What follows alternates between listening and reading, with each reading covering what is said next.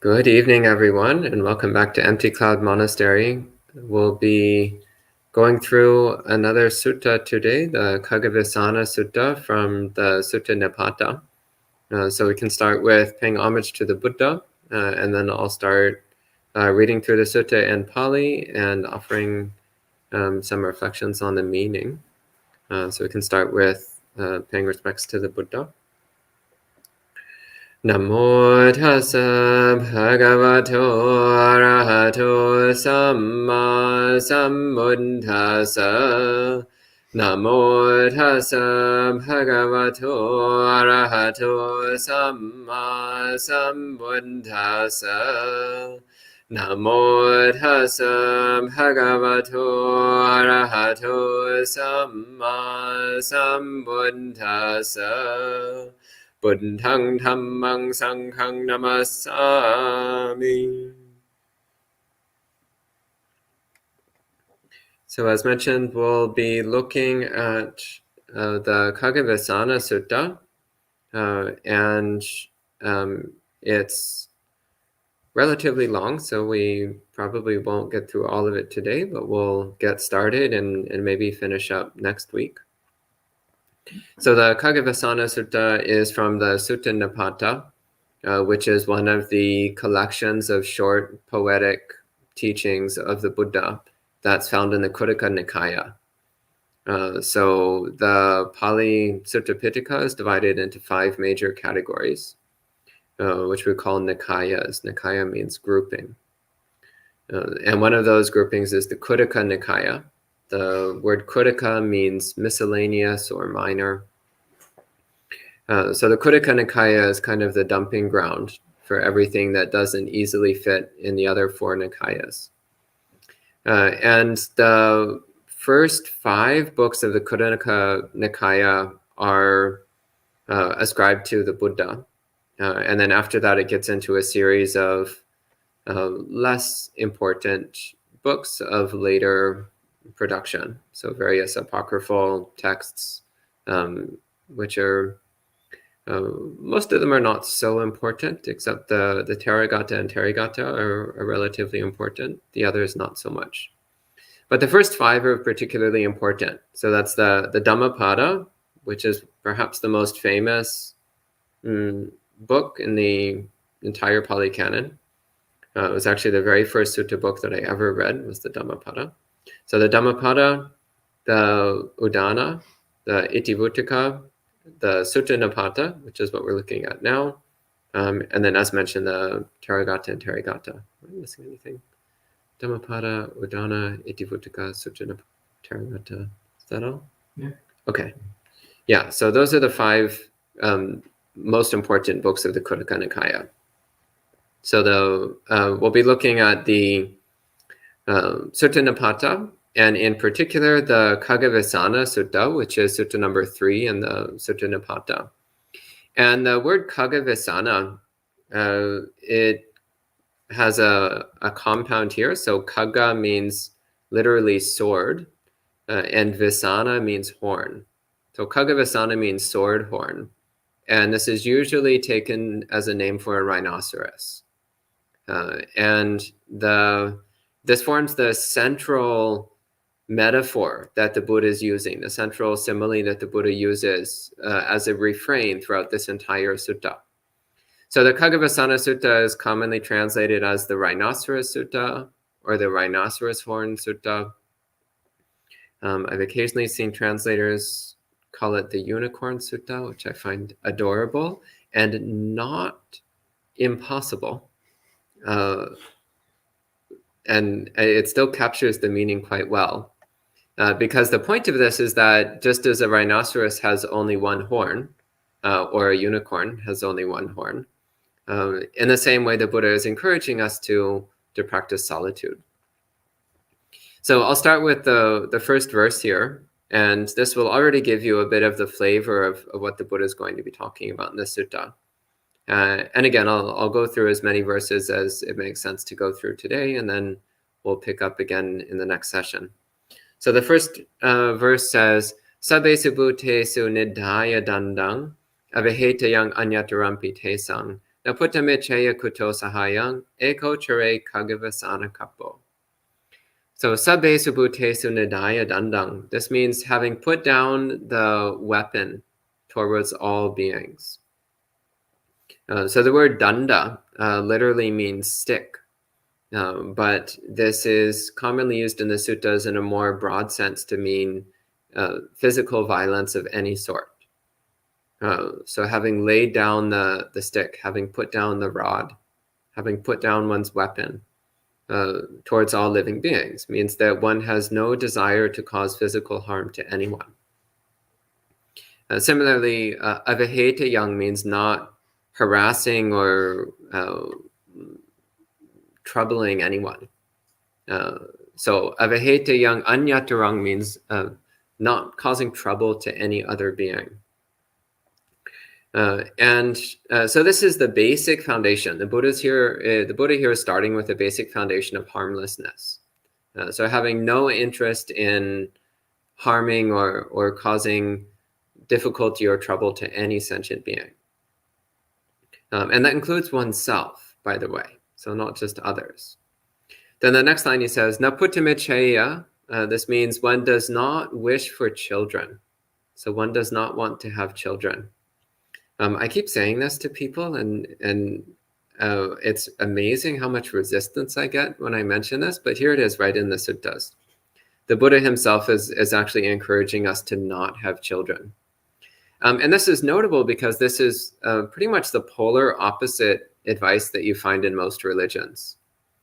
So most major religions actually encourage people to procreate. And in fact, have a number of rules around relationships which are designed to promote having children and taking care of children. Buddhism is a little bit different. So the Buddha never directly encourages people to have children. In fact, in many places, he recommends not having children. But he does give advice that if you do somehow wind up with children, that you should do your best to take care of them and raise them correctly with a good foundation of morality and wisdom. But if you don't have children, then the Buddha seems to be recommending it's better to keep things that way. So he says, Naputamicheya kuto sahayang. So one does not wish to have children. Kuto sahayang. Sahaya means companion. Literally, it means one who goes with you. So it's from the word saha, which means together, and aya, which means to go, to move. So sahaya means one who goes together with you, a companion. So the Buddha is saying one does not wish to have children, let alone a companion. And he says, Eko chare Kagawesana Sutta. So eko means one or alone, and chare means to wander or to travel or to go about or to behave in a more general sense. So eko chare Kagawesana Sutta. This is the refrain of the sutta. It appears at the end of every couplet. And its meaning is one should travel alone like a rhinoceros's horn. Again, the Buddha is using the central image of the importance of solitude, the value of solitude. So the next line, Sangsagajatasa bhavanti sneha, snehan vayang dukkha middang pahoti, adinavang sneha jang pe kamano, ekochare Kagawesana Sutta. So Sangsagajatasa means for those who are inclined towards socializing. So Sangsaga means socializing, coming together with other people. And jata here, so the word jata literally means born, but it has the sense of one's personality, one's character type. So Sangsaga jata means one who is prone towards socializing, who likes to hang out and spend time with other people. And bhavanti sneha. So sneha means affection. So the Buddha says for one who's prone to spending time with other people, then affection appears in the mind. And it's like, oh, okay, that doesn't sound so bad. It sounds kind of nice, actually. But then the Buddha says, snehan vayang dukkha midang pahoti. following from affection, dukkha arises. So dukkha is suffering, dissatisfaction, discontent, physical and mental pain. So when you have affection for any living being, then what follows is suffering. What follows is dukkha.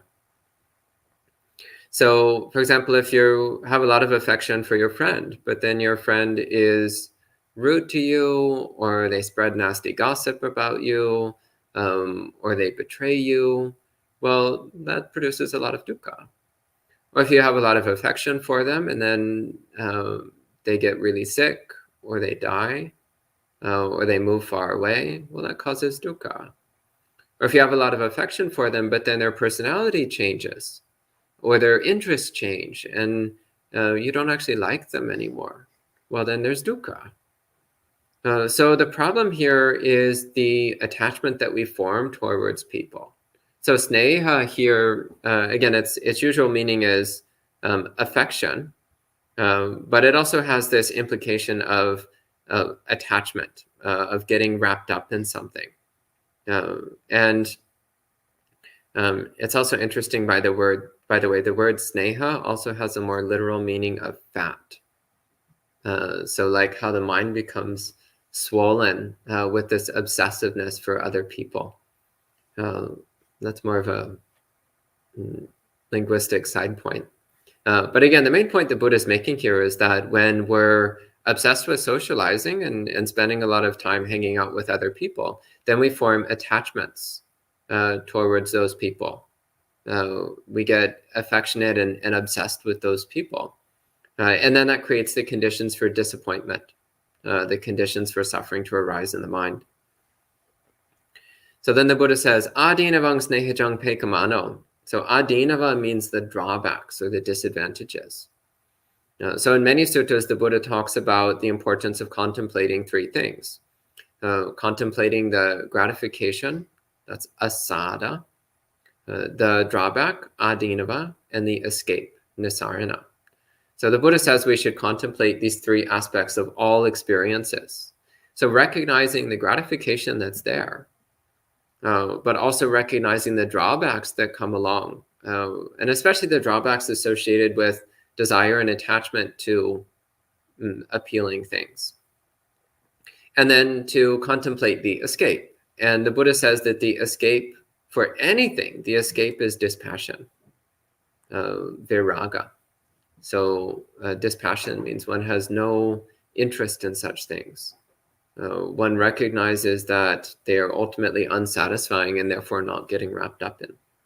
So adinavang snehajang pekamano means paying attention to the drawbacks of attachment, or the drawbacks of affection. Again, this word sneha, which means to be stuck to things.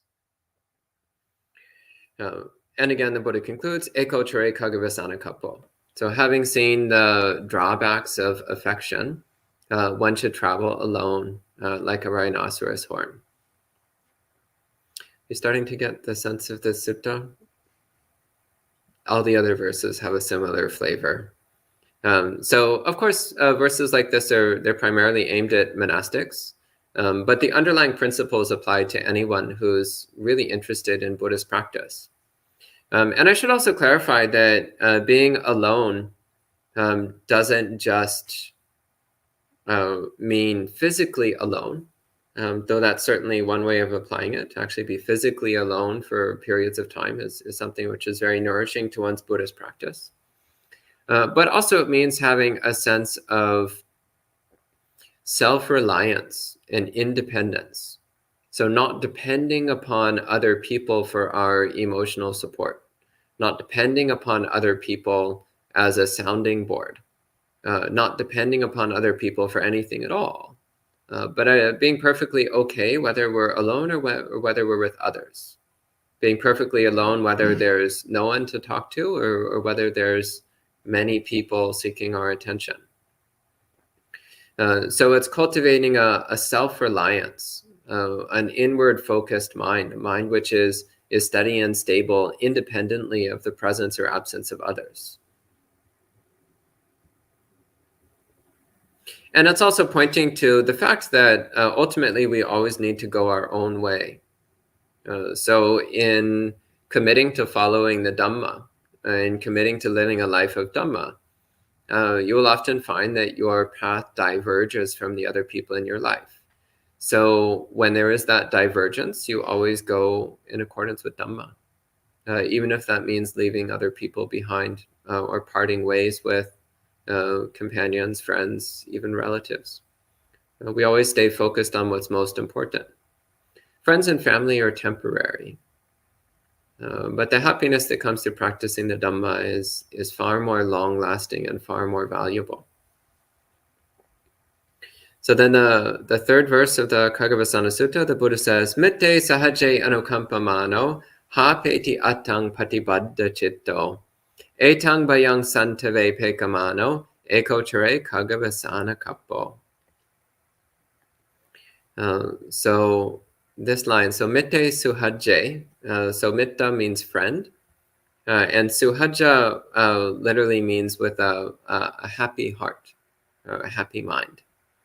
And anukampamano literally means to tremble together with. So it means it's commonly the word anukampa is used in a positive sense to mean compassion, as a synonym for karuna, compassion. But in this case, the Buddha is using it to refer to how we literally tremble together with the people in our lives. So when we get wrapped up with other people, then when they're happy, we're happy. When they're sad, we're sad. When they're angry, we're angry. When they're depressed, we're depressed. So when we're mixed up with other people, then it's much more difficult to maintain our own equanimity and peace of mind, because our peace of mind is dependent upon the people in our lives rather than upon the strength of our own practice. So the Buddha says, Mitte suhaje anukampamano. So when one is trembling together with one's beloved friends, hapeti attang patibaddha chitta. So hapeti means it causes one to discard. And atta means benefit. So causes one to discard benefit, to leave aside what's really valuable, to neglect what's important. And patibaddha chitta, patibaddha means bound.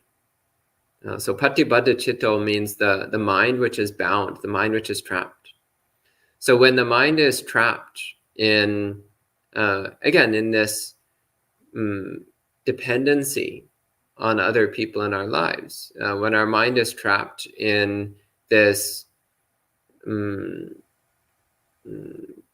sympathetic reverberation, and here I mean sympathy not in the sense of caring about others, but rather sympathy in the sense of being echoing what other people are experiencing. So when the mind is caught in that mirroring of the people in our lives, so trembling together with the people in our lives, then we neglect our own benefit. We neglect what's really important. We easily forget about the Dhamma and just get swept away in reacting to other people's troubles. So this is not compassion. So compassion is wishing for all beings to be free of suffering and doing things to help beings be free of suffering. That's what compassion is. But to suffer when other people are suffering, that's not compassion. In fact, it's just creating more suffering. If somebody else is suffering and you recognize that they're suffering, then to suffer on their behalf, well, now two people are suffering. So from one person suffering, now we're up to two people suffering. That's not compassion. In fact, that's the exact opposite of compassion.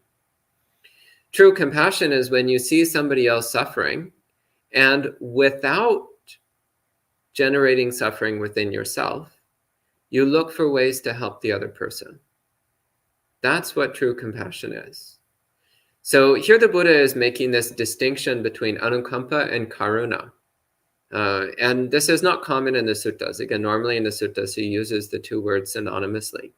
But here he's using anukampa in a negative sense to mean the misguided compassion that leads one to suffer on account of the suffering of others. And that's what leads one to discard one's focus on Dhamma. And again, this arises from a mind which is attached to others, which is obsessed with others, which is bound up with the happiness and sadness of other people.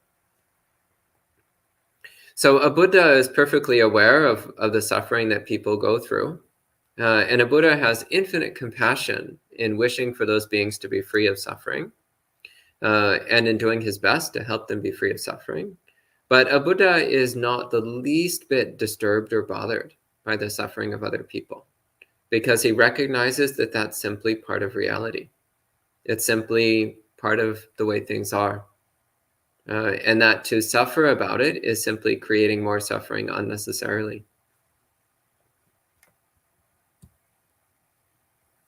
So then the Buddha says, Etang bayang santave pekamano. So bayang means danger. And santave means intimacy.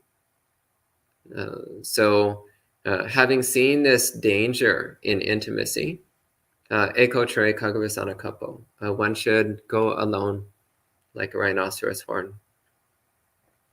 So here again, the Buddha is pointing to the fact that when we become intimate with other people, in the sense of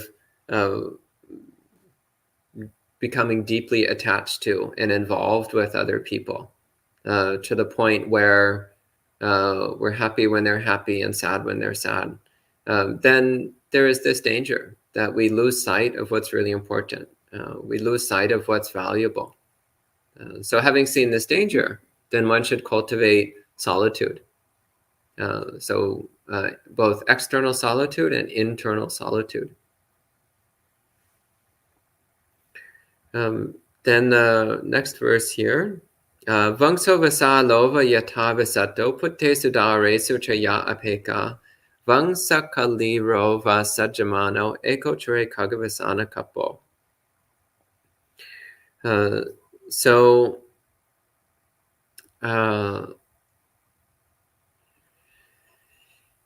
So the Buddha is saying that it's traditional to be attached.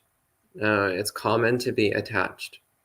And this is normal for people, especially for people who seek out children.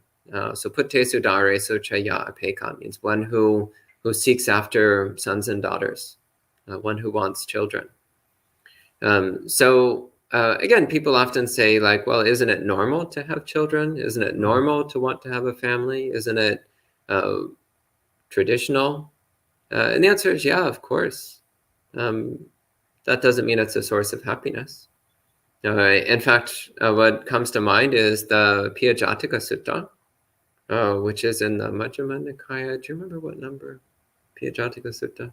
Anyway, Pāli Sutta is a delightful sutta where somebody's child has just died, and that's not what makes the sutta delightful. Someone's child has just died, and they go to the Buddha in tears, and the Buddha's like, oh yeah, of course, yeah. Suffering is born from attachment. Suffering is born from what you love. So Pāli means born from what you love. And the person was not happy with this advice, so they went off and found some gamblers and asked the gamblers for their advice. And the gamblers said, no, happiness comes from what you love. And the guy was like, okay, I like that answer better. I'll go with that one. But the point of the sutta is that the Buddha is pointing out, the more attached you are to someone, the more you will suffer when you lose them.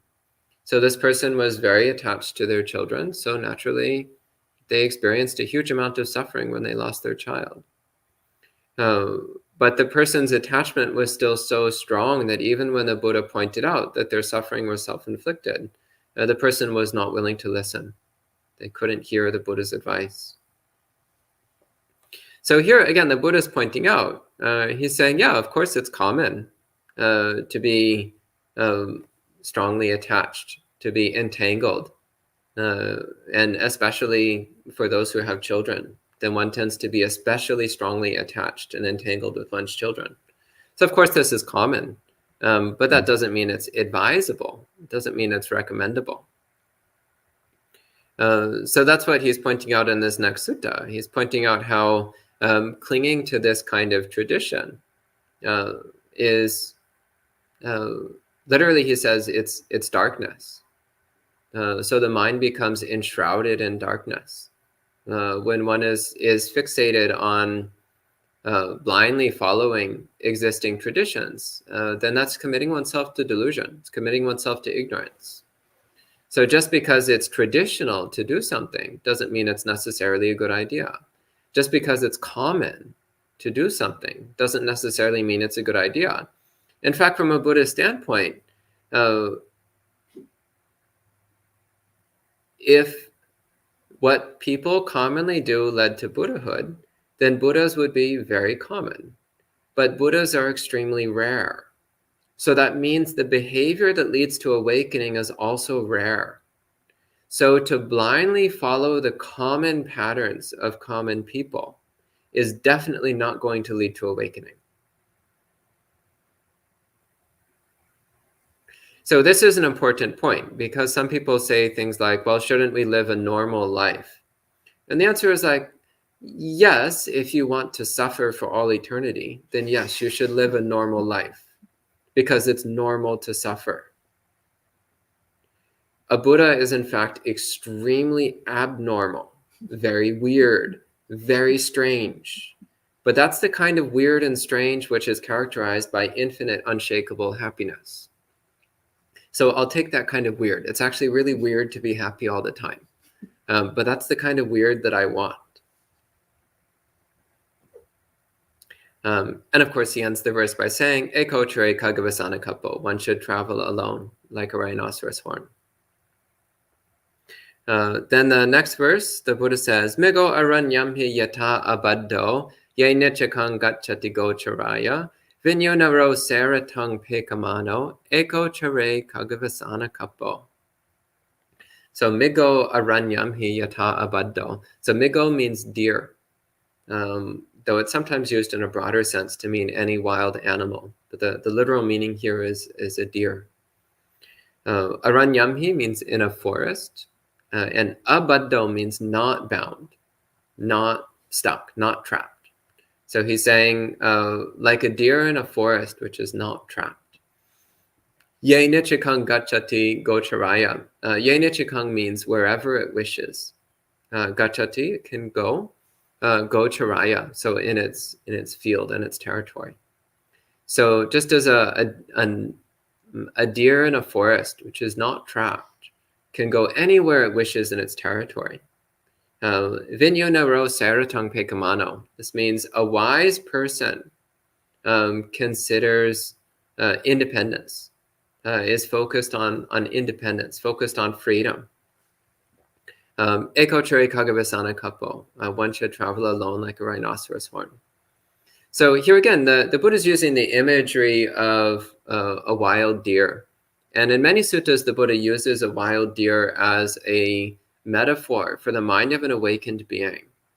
And the reason for this is because there is a perception that a deer is completely free. They can go wherever they want. They're completely unrestricted. Whether this is literally true or not is beside the point. But it's more the imagery that it evokes, that a deer is not bound or stuck in any one place or location. They can go wherever they want. So in the same way, if one is not bound and attached to any particular person, then you can go wherever you wish. You're not stuck. Whereas if you have your list of friends and you need to constantly check up on your friends and keep in touch with your friends and go and see your friends, well, then you're trapped. You're trapped by those friendships.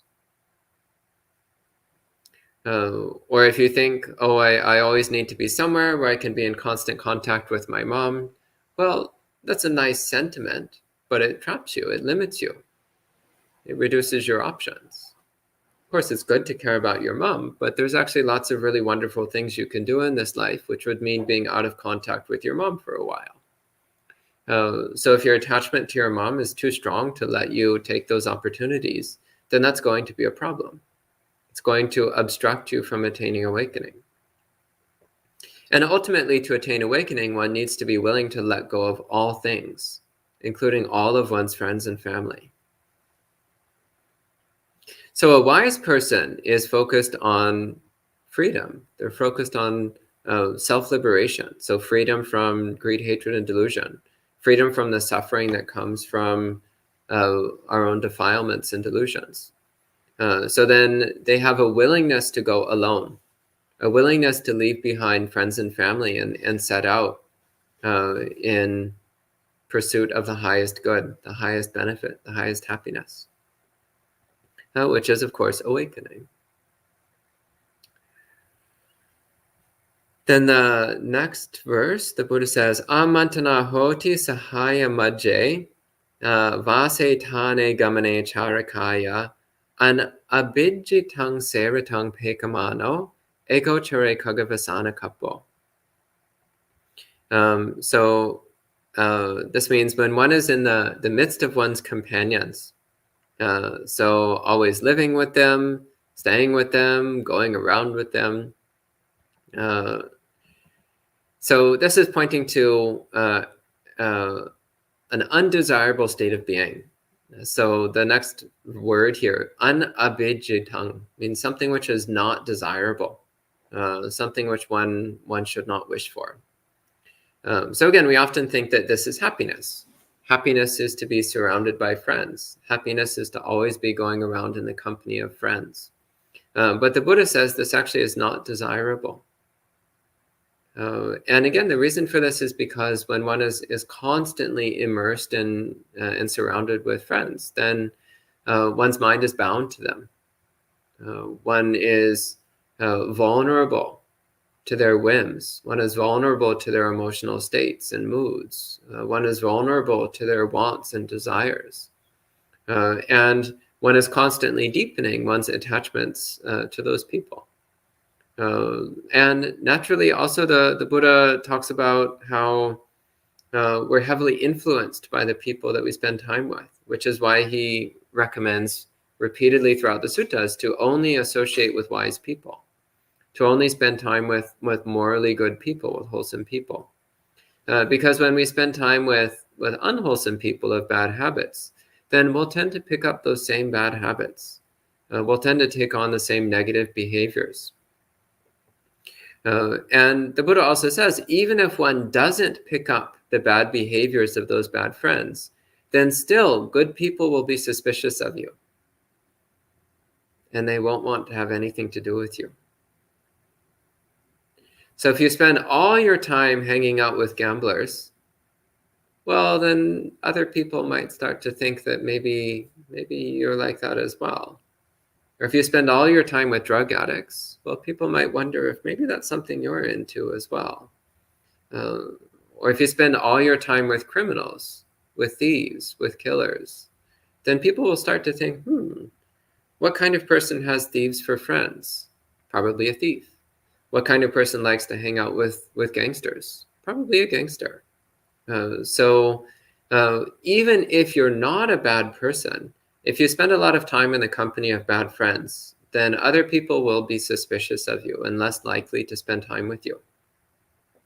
So in many, many suttas, the Buddha talks about the importance of having good spiritual friends, wholesome friends, friends whose priority is the Noble Eightfold Path. And the Buddha says when you spend time with good friends of that sort, then it is inevitable that your own practice will develop. It is inevitable that your own practice of the Eightfold Path will improve and increase over time. So again, the Buddha says, recognizing the undesirability of constantly being surrounded by companions and directing one's mind towards freedom, one should travel alone, or one should go about alone, like rhinoceros horn.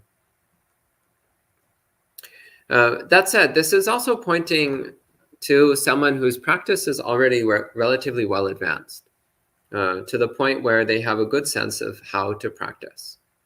If one's practice is not well advanced, then it's good to spend time with other people who are good practitioners. So some people, they take the sutta and go off by themselves when they're actually not really ready for it. And it's better for them to instead spend time in the company of those who are farther along the path than them. And in fact, this is enshrined in Buddhist monastic training. So in Buddhist monastic life, one spends the first several years living with senior monks and being trained by senior monks. And only after several years of training is one allowed to go off by oneself. It's considered quite reckless and foolish to go off by oneself immediately at the beginning of one's monastic life. Instead, one should get a thorough training first to make sure that one knows how to practice correctly. So similarly, if one is not fully prepared to go at it by oneself, then one should spend time with wholesome companions, with wholesome friends who can guide one correctly. But elsewhere, the Buddha also says if one can't find a good companion, then it's better to be by yourself. So it's better to be by yourself than to be with a fool. So the next verse here, Kiddha rati hoti sahaya majje, puttesu cha vipulang hoti pemang, pia vipa yogang vijiguchamano, ekochare Kagawesana Sutta. So this one says, there is amusement and pleasure in the company of friends. So there, you can have a lot of fun when you're with your companions, with your friends.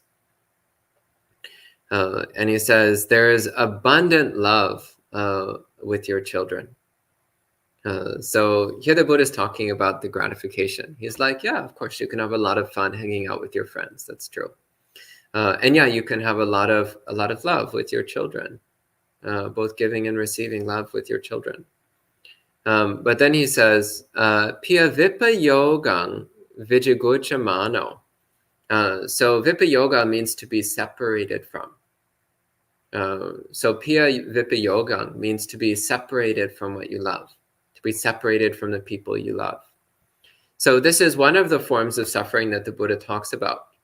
So in the Dhammacakkappavattana Sutta and also in many, many places throughout the suttas, the Buddha says one of the causes of dukkha is to be separated from what you love. Piyehi vipayogo dukkha. To be separated from what one loves is dukkha. Also in the five recollections, the Buddha says, whatever we love will change and be lost to us. So we should also constantly recollect this as a way of breaking our attachment to things. And particularly here he's talking about attachment to people. So Pia Vipa Yogang means separation from what one loves. Vijiguchamano means to be, literally it means to be disgusted by or repelled by. So in other words, one recognizes that there is this very strong suffering which comes from being separated from one's loved ones. When one becomes addicted to the fun of hanging out with your friends, or addicted to family love, so the love of your children, the love of your parents, then to be separated from your friends and family is painful. It's a lot of dukkha. So recognizing the suffering that comes from being separated from loved ones, and recognizing that that pain comes from the attachment, the underlying attachment to friends and relatives. Then the Buddha says, once again, ekochare Kagawesana Sutta. One should go alone, like a rhinoceros horn. Again, emphasizing here that alone doesn't just mean physically alone, but also it means a mind which does not rely upon any other being. A mind which is perfectly happy, even if you don't see your friends or you don't see your family for a while. Your mind is completely unaffected, unbothered. Then the next verse, Chatuddaso appatigo chahoti santu samano itari terena harisyayanang sahita achambi ekochare Khaggavisana Sutta.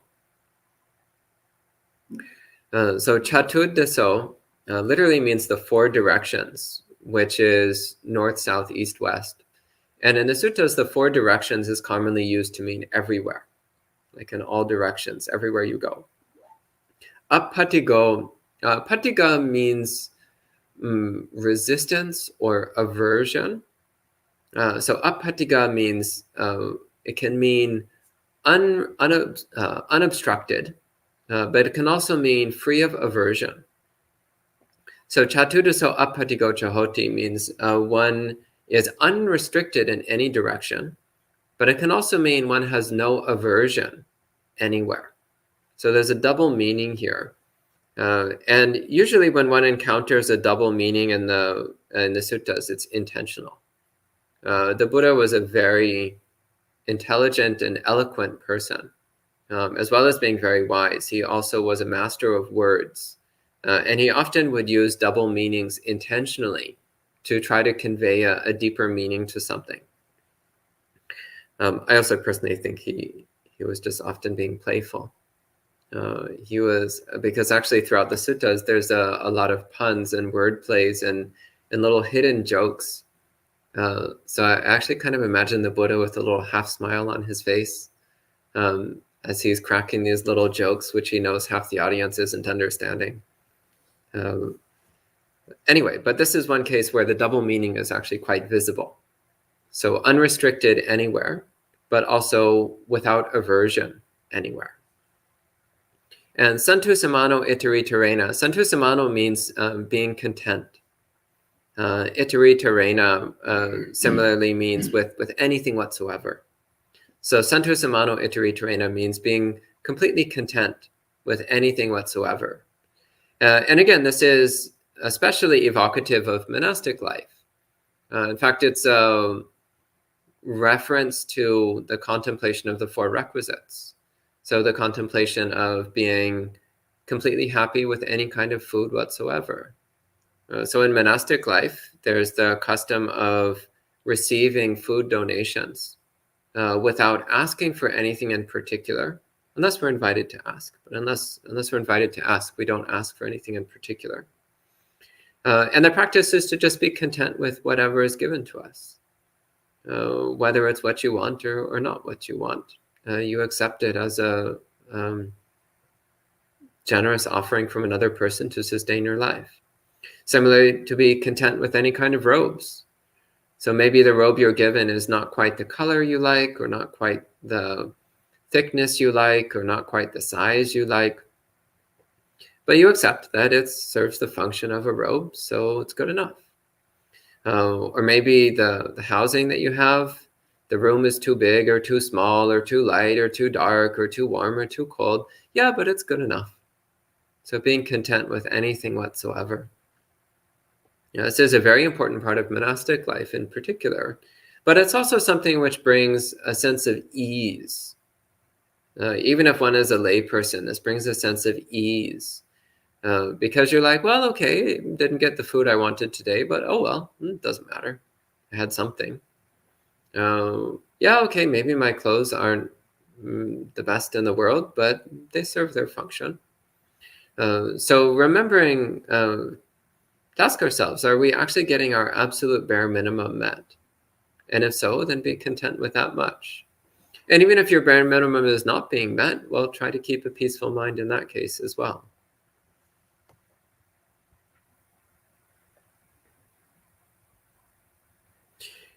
So then this next one, Parisayanang Sahita Achambi. So Parisaya means danger. And Achambi means not scared, not terrified. So Chambi means to be scared. Literally it means trembling or shaking with fear. So here the Buddha is saying, even when one encounters danger, harmful things, then one has no fear. So again, what he's saying here is that if one is free of aversion in any place, and one is content with anything whatsoever, then even when encountering dangerous situations, one will not be scared. There will be no fear in the mind. So here he's pointing to one of the powers of Dhamma practice, which is the power of fearlessness. A lot of the fear that we have is the fear of losing things, the fear of not getting what we want, or of losing the things that we like having. But if you're content with anything whatsoever, then there's no fear of loss. And there's no fear of not getting what you want, because your mind is always content. It's always peaceful. Similarly, if you have no aversion and hostility, well, one thing that's interesting is that when your own mind is free of aversion, free of hostility, then other people are much less likely to be hostile towards you. You're much less likely to be aversive towards you. So this is something which is quite noticeable to me as a inveterate hate type. Every now and then I'm traveling in the company of another monk who has a lot of metta. And it's quite noticeable how people react differently to us. So to me, they're relatively friendly and polite, because, and I'm still a Buddhist monk after all. I'm not the most evil person in the world. I'm just a little grumpy sometimes. But then to the monk with really strong metta, people, their hearts just melt. And you can really see. It's like Bhante Sumita. You're like me and Bhante Sumita. Me, they're like, oh, what's up, Bhante? And then Sumita, they're like, oh, Bhante. Like, you can really see this. There's a difference. So people feel your heart. So if your heart has any hostility or aversiveness in it, then people will feel that, and they'll tend to mirror that back at you.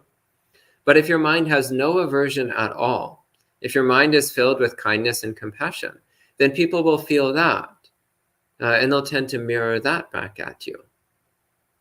So this also is a reason why one can face dangerous situations without fear. Because when one's own heart is filled with metta, then you know that most people are not going to have any hostile intent towards you. And again, the Buddha says, Ekochare Kagawesana Kappo. Again, he's pointing here to actually the fact that when one is content to go alone, then it's much easier to have an unrestricted mind. You don't need to worry about your grumpy companion causing trouble for you. I'm actually reminded of a story of a monk and a layman who were wandering through northern India. This was many, many years ago. And at one point, a group of thieves attacked them. And the thieves, actually, at first, they were not violent at all. They just said, give us all your valuables. And the monk was like, okay, sure, yeah, take whatever you want. But the layman became very afraid and very angry, and started resisting and saying, no, you can't do this. This is not proper. And so the thieves got very upset and beat up the layman. But they didn't touch the monk. They didn't harm the monk at all. So this actually is an example when faced with actually very dangerous situations. So these were armed thieves in the middle of nowhere in northern India. The monk kept a mind of, first off, a mind of metta. So he had no aversion towards the thieves who were trying to steal what little he had. I mean, he was a Buddhist monk. He didn't have much to steal in the first place. But he had no hostility towards the thieves. And also, he was content with anything whatsoever. So even if the thieves took everything he had, he would still be happy. He would still be content. So his mind saw no danger in the situation. So this monk said he didn't have the slightest trace of fear. It was just like, oh, these men want to take my stuff. Okay, I guess that's what they're going to do. Well, too bad for them. Because there's also the compassion. When someone's trying to rob you, you can have compassion for this poor person who's generating so much bad karma by stealing from somebody else, and especially stealing from a Buddhist monk. I mean, how bad karma can you get? So the monk had no hostility. So that's the kind of mind.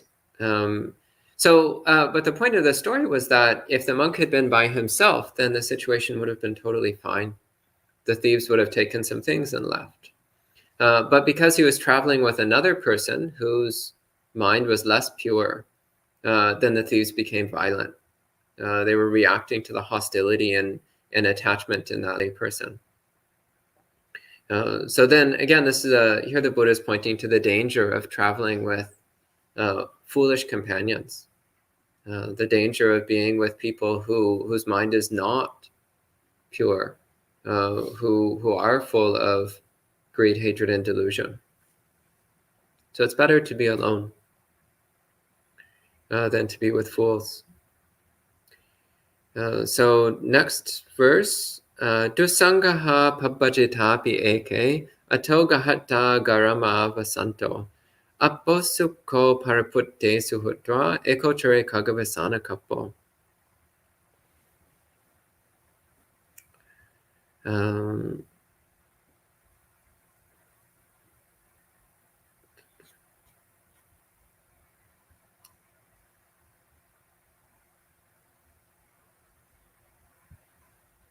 Actually, maybe this would be a good time to pause. Just checking. I don't see any questions yet, so we'll keep going with looking at some more of the sutta. So just a reminder that people can put in questions at any time. So this first word, dusangaha, there's actually two possible meanings to this word, but the meaning which is most immediately relevant, sangaha means to come together with other people. So to congregate with other people, to commune with other people. And the prefix dur means bad or hard or difficult. So dusangaha means it's difficult to come together with other people. Pabbajita means one who is gone forth, a renunciant, a monastic. And eke means alone or single. So it's saying that when one is a solitary monastic, then it's hard to come together and associate with other people. It's something which is difficult. And this carries the double meaning here of both meaning that it's something which is undesirable, but also meaning something which is challenging. So in monastic life, we actually don't have a lot of opportunity for socializing. But that's not something that we're seeking. It's not something which we desire because we recognize that socializing is just a way that we distract ourselves. It's not something which is of any particular benefit. Generally speaking, the only kind of congregating and hanging out that we like to do are Dhamma classes, meditation programs, things of that sort. And the next line, Atto Gahatta Garamavasanto, means, so Gahatta means a lay person, and Garamavasanto means literally one who's living in a house, so a householder. So these words are almost synonymous, a householder, a lay person, one who's not ordained. And the next line, Apposuko paraputte suhitva. So apposuko means unconcerned or living at ease. Paraputtesu hutra. So paraputtesu means others' children, so other people's children.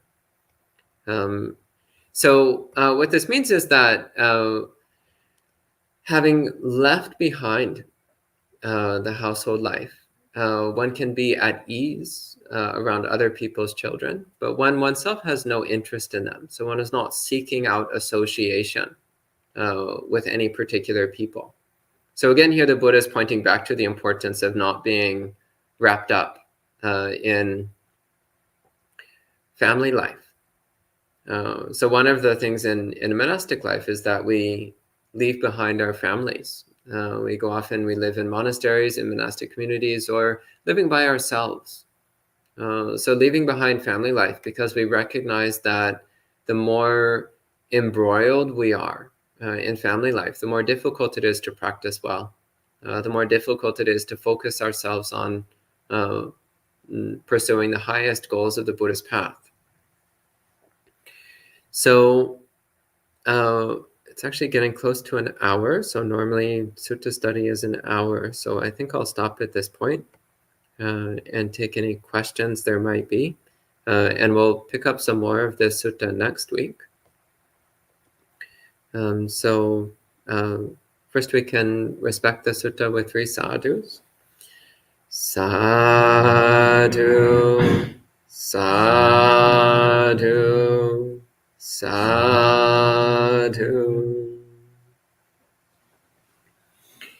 And at this time, I'll take any questions that you might have. So hello to everyone who's joining in. So hello to John, Du, Vivian, Gita, Mary, Renalyn, Rincon, Olga, Jyoti, Sonia, Patricia, Cam, Shadow of Label, Malika, Pisamai, Yankee, Riak, Amaranta, Quay, Anonymous, Bhavani, Kui, and Rick. Wow, lots of people checking in. Good to see all of you. And I see one question so far. Bhavani says, how can a monk practicing solitude in a forest take care of himself when he falls sick? So normally, because of the way the Vinaya rules are set up, one is always living relatively close to lay people because one relies upon lay people to donate food every day. So even a monk who is living a life of near complete solitude, if they're following the Vinaya rules, then they'll have at least a few minutes of contact with a lay person every day. And the Buddha did not encourage fasting. He did not praise fasting, but rather he praised having the proper amount of food and to have food which is healthy and supportive to one's body and one's spiritual practice. But the Buddha did not encourage fasting, and the Vinaya requires one to be offered food by a layperson every day. So if a monk becomes sick and they don't have sufficient medicine to take care of themselves, then when they meet with a layperson, which again is happening every day, then we can actually say something. So when we're sick, then many of the rules about not making requests don't apply. So most of the rules about not asking for things have an exception, which is except when sick. So yeah, if that sort of situation comes up, then the monk would usually tell their lay supporters, and the lay supporters will usually do their best to help out. And if one is living in community, the Buddha also said that monastics need to take care of each other, just as if they were family members. So there's a really beautiful story from the Vinaya where the Buddha is visiting the monks in a monastery, and he comes across one of the monks who's very sick. And the Buddha notices that nobody is taking care of that monk. And so he starts asking around, and Buddha's like, why is nobody taking care of this sick monk? And the other monks are like, well, he doesn't do anything for us, so we don't do anything for him. And the Buddha calls a community meeting, and he admonishes the monks, and he says, this is not proper. You have left behind your families in order to come and live in the monastery. So that means you no longer can rely upon your families to take care of you when you're sick. You can only rely on each other. So then the Buddha actually laid down a rule. So there's a Vinaya rule that if a monk in the monastery is sick, then the other monks need to take care of him or her. We need to make sure that they have proper medicine, proper care, or make sure that there's somebody who's looking after them or taking care of them. And the Buddha also said to look after your fellow monks is just as much merit as looking after the Buddha. So again, the point of the story is that the Buddha pointed out that it's very important for monks to take care of each other when they're sick. So this is an important part of our practice. And someone's asking, do you teach Pāli online? I don't. I've tried in the past, and I really prefer to teach Pāli in person. So I don't. But as another person answered, Dhamma USA, which is Bhante Suddhaso's channel, he does offer online Pāli classes, so you can check that out if you like.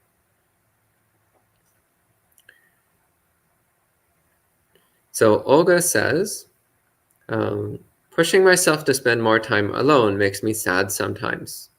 Spending time with whole people feels better. I don't understand. Oh, wholesome people. Does that mean to spend more time with wholesome people? So it is important to learn how to be okay with solitude, learning how to be perfectly happy by yourself. This is an important skill to develop. And that's one of the critical points the Buddha is making in the Khaggavisana Sutta here, is he's pointing out the importance of developing the skill of solitude. So, I mean, personally, actually, I love solitude.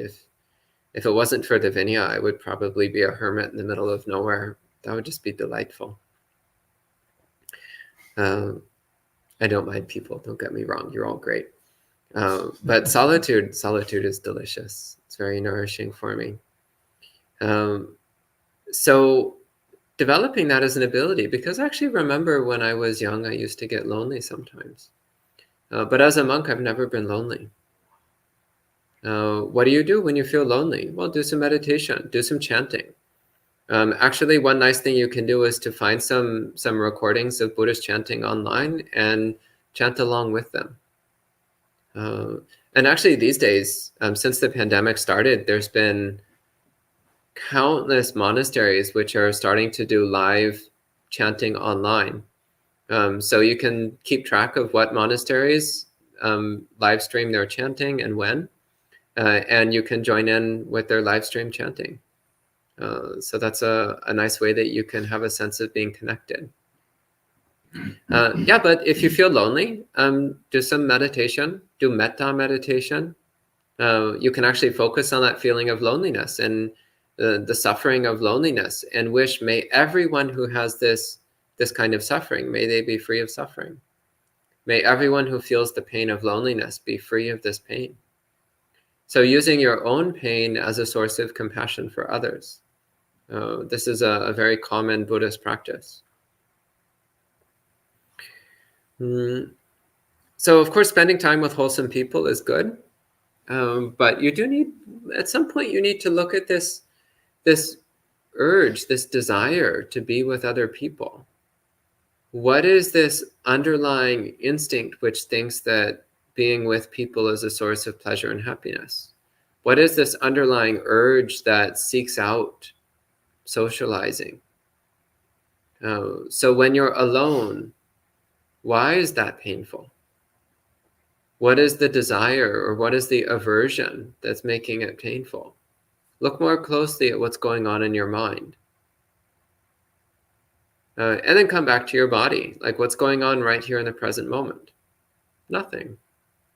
Nothing at all. Everything is totally fine right here and right now. The problem is all in our mind. It's a story that we tell ourselves. So if you drop the story, then the pain of loneliness will evaporate. So those are a few thoughts on the matter.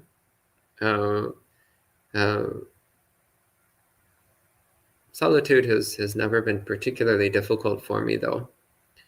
So this would be an interesting question to ask a monk who used to be more sociable in the past. They might have some useful reflections as well.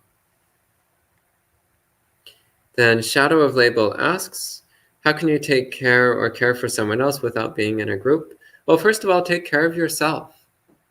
So a central part of Buddhist practice is self-compassion, self-care. So